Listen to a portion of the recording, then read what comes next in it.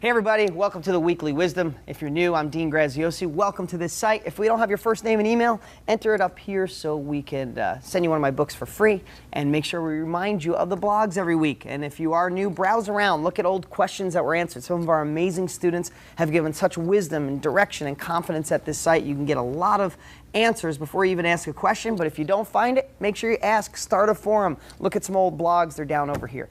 Okay, what I want to talk about today is I really got sucked into the Olympics this year. I don't watch a lot of TV, definitely don't watch the news, but man, how can you not get into the American spirit watching our athletes compete and do amazing?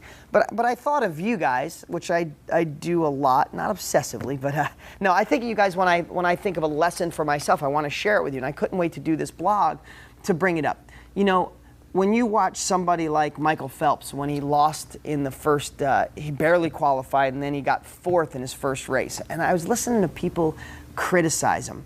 And man, it's really tough because I look at things completely different. You know, some people said maybe he wasn't trying as hard, or maybe he didn't exercise, or he didn't have such a strong regiment this year. And I love that he went on to win and kick some butt and get a whole bunch of gold medals later on.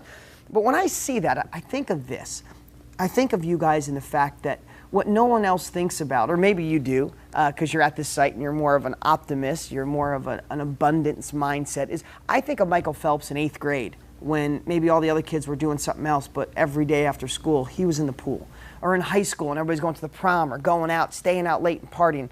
I'd bet to say that for him to be the athlete he was, he sacrificed a lot. Maybe college years weren't what the college years were for you, or for a lot of people who were out having fun because you chose a different path. He chose to be amazing in that sport of swimming.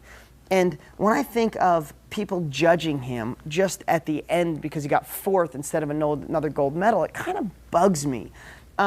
Because here's what I think about, is what you have to realize is the end result is the gold medal for Phelps. The end result for you is to do deals, but it's going to take you being in the pool. It's going to take you, doing the exercises, and that's failing and succeeding and having people tell you you're crazy. And then also we talk about a lot that inner self-doubt when that deal doesn't fall through, like Phelps getting fourth and not getting a medal. You have to get out of your own head. He went on to win the rest of the races. He didn't let that non-medal race predict his future. If your first deal falls through and you've put the time in to be ready, to be prepared, to be conditioned, when you've set up your teams, when you're making offers, when you have the right real estate agent, when you have the right, the systems in place and you have your bandit signs out, when you do those things, all you're doing is conditioning, just like him in the pool.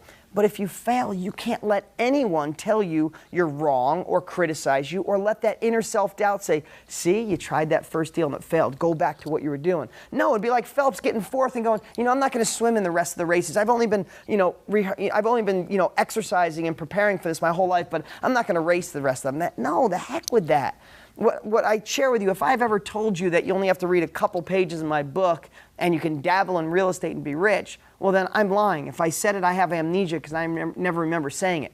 But what I can say is what we've created are proven strategies that I use every single day of my life, and when I perfect them, I share them with you. When they improve, I share them with you. So, at the end of the day, what's it take to be successful in real estate? It takes the right wisdom. I think we share that with you through my books, through Success Academy, through Boots on the Ground, through the Buying Summit, and all the things that we share, right?